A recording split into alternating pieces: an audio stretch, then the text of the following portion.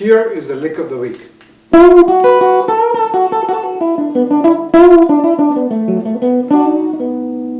One more time.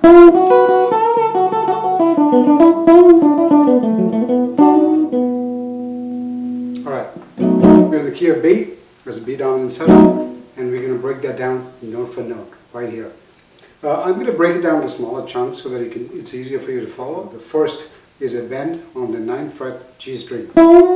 It's a classic blues lick. So the other two notes are on the 7th fret on the B and E string. Then we come back to the 7th fret B string. Then we go to the 10th fret and do a full bend on the B string. Then we release the bend and hit the note on the 10th fret on the B string. Then we come back to the 7th fret B. Then we go 10 to 7 again. So, alright. After we go from 7 to 10, we do a hammer on the 10th fret on the B string. Then we come back to the G string on the 9th and 7th fret. Then we go back to the D string, 9th fret. Then we use our ring finger to play both the G string and the D string on the 10th fret. Sorry, on the 9th fret. So it goes like this.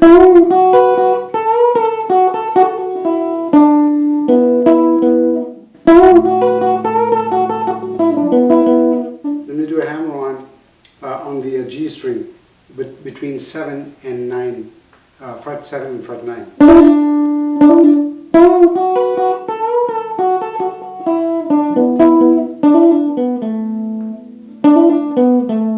Back in the D string, 9 and 7.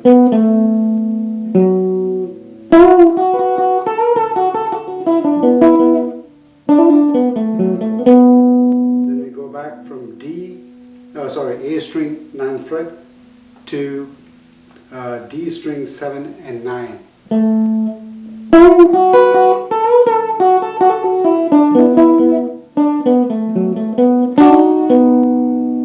Or you can actually do a bend on the G string on the 7th fret. So it goes like this with the bend.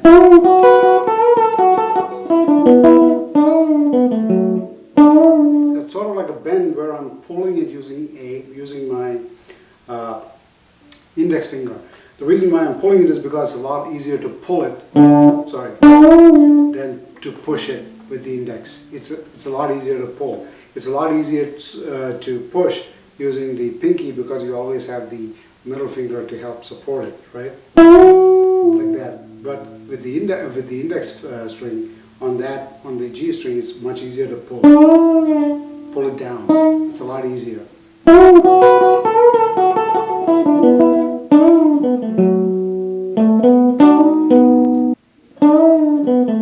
So when you do that pull, then you go back. Everything there is in between the 7th and 9th fret because we are playing, pentatonic, minor pentatonic, and it goes like this, right?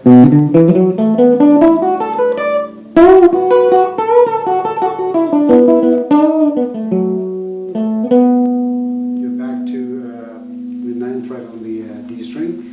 Then I go from a minor third to a major third, which is a classic blues move. And I end up with B on the D string. Same as this one.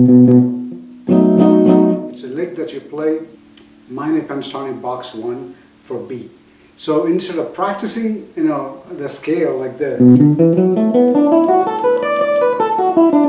which is sort of like you sound like a typewriter, don't do it. I suggest that you practice licks, not scales. You understand scales, practice licks. So if you feel like playing scales, don't do it.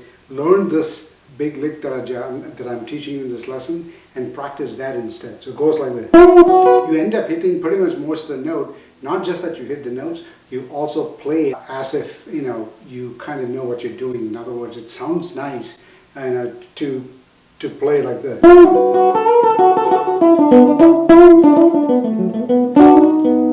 That's another variation. So what did I do there?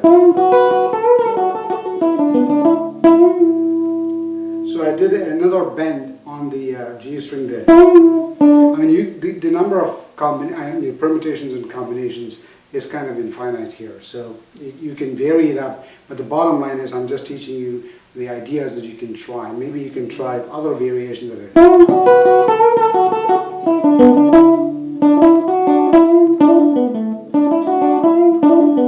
Where I did this, instead of doing that, I just used the B string and the G string on the 7th fret and did that.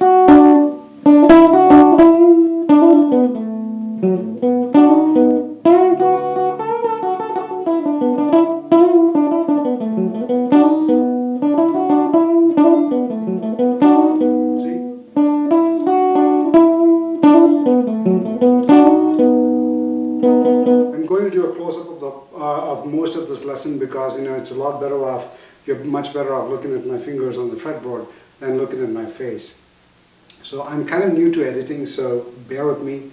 I'm working on quite a few things here, including the microphone setup and all that. It's a new channel, so you guys need to give me a little bit of a break. I promise you that over time my videos will get better and better in terms of quality and audio quality especially. Thank you very much for listening, and more licks to come.